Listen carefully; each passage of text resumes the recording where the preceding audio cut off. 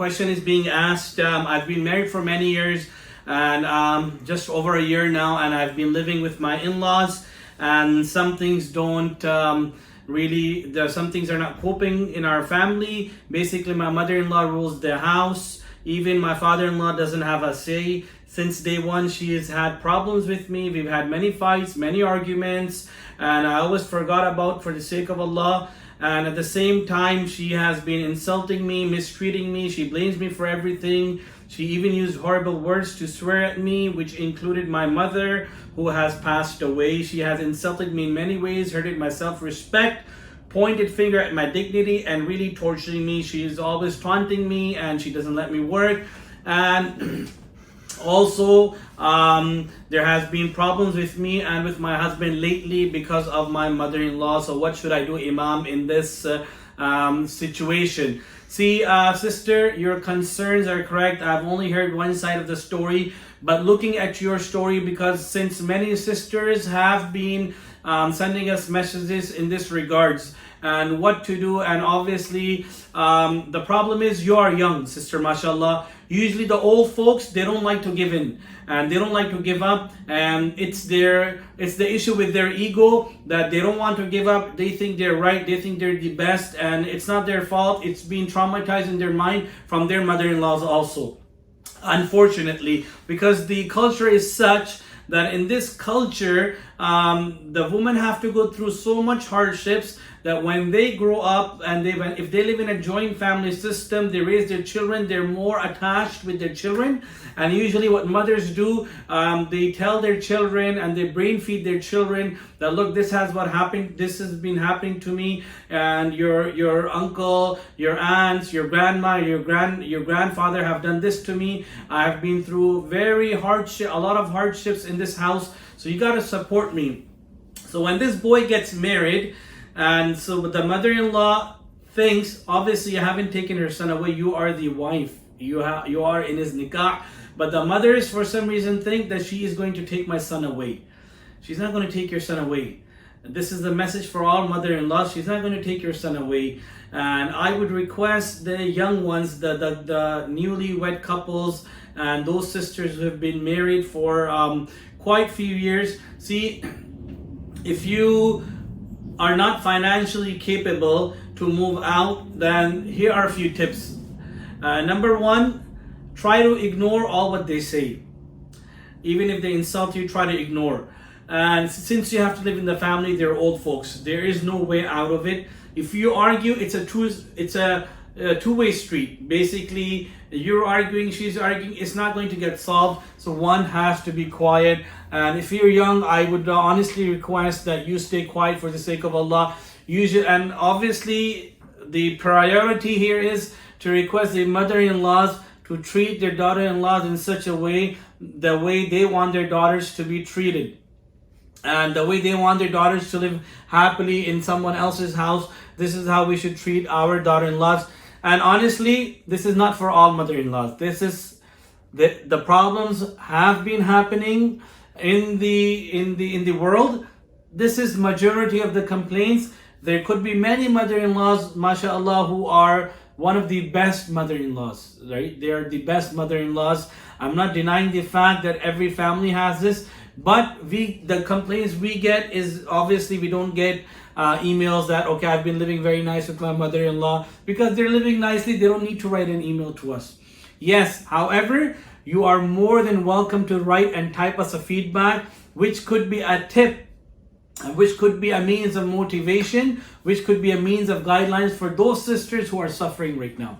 So those sisters who are living nicely, mashallah, at least you can write on our Facebook page or type in our YouTube comment boxes that what is your experience and how your experience has been with your in-laws. So, and another thing, if you're capable financially, I would request you to move out. The husband and wife, move out somewhere close by where the son can meet its parents on daily basis, and where they can have a peaceful environment. And obviously, your sister, you're going to have children soon. It's going to affect your life. It's going to affect your children's life also at the same time.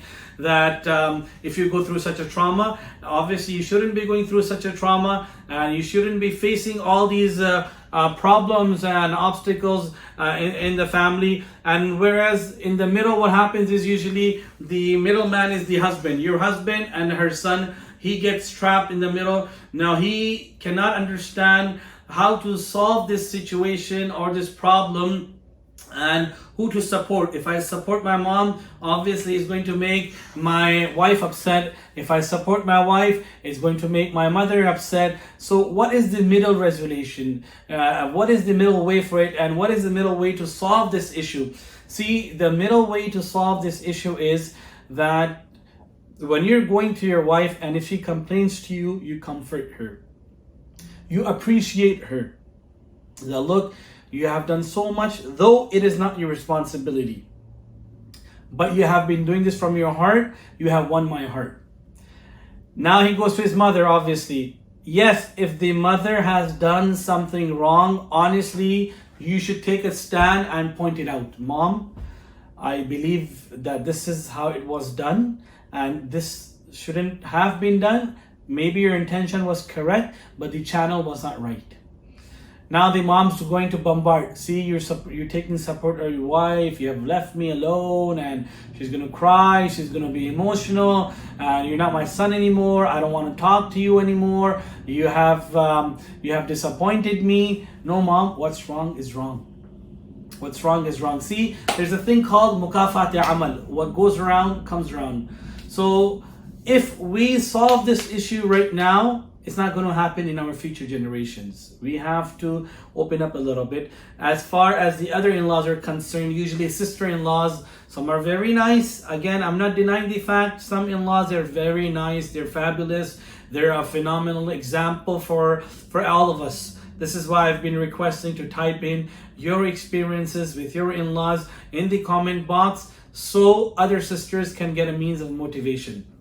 Also, sister, you can buy gifts for your mother-in-laws if you're living together, and present her gifts. Initially they don't like it. Oh, you've brought this, I've had this, I've done this, but you keep on presenting yourself.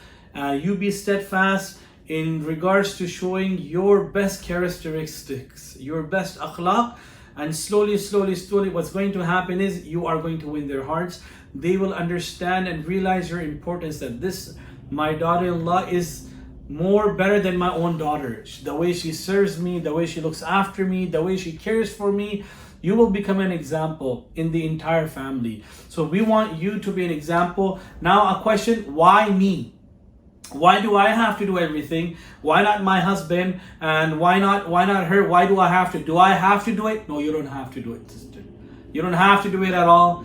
But to keep the relationships strong, you can play a best role. You can play a better role to join the family in every possible way you can. If you think you don't have the capability, then you will go in a mental trauma, you will go in stress, try to take consultation. And also you can ask your father, if your father is alive or your parents are alive, to intervene in between and to speak to your mother-in-law, because they can understand the situation better. So you are requested to get your parents involved, or if your parents are not alive, your brother or your siblings or anyone you know, any elderly person in your family, to get involved in this issue and to sort it out for you. So these are small tips which can make you a happy living family if you're living together. And I wish you all the best. And also at the same time, make dua to Allah subhanahu wa ta'ala. Be punctual in your duas, be punctual in your a'mal. And because of these a'mal, which are so strong, we build and develop a connection with Allah.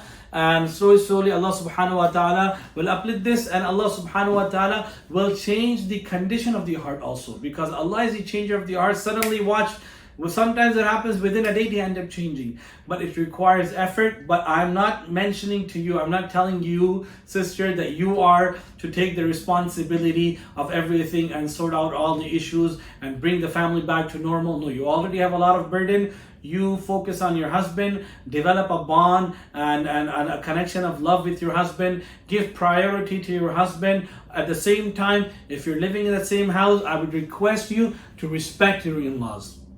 Do not do any act which is disrespectful towards them. If they have spoken out against you, if they have pointed fingers on you or at you, you are to stay quiet for the sake of Allah. وَتُعِزُّ مَن تَشَاءُ وَتُذِلُّ مَن تَشَاءُ. The way Allah will elevate your status, Allah will change the condition of their hearts. Thank you so much. For more videos, press the like and subscribe button.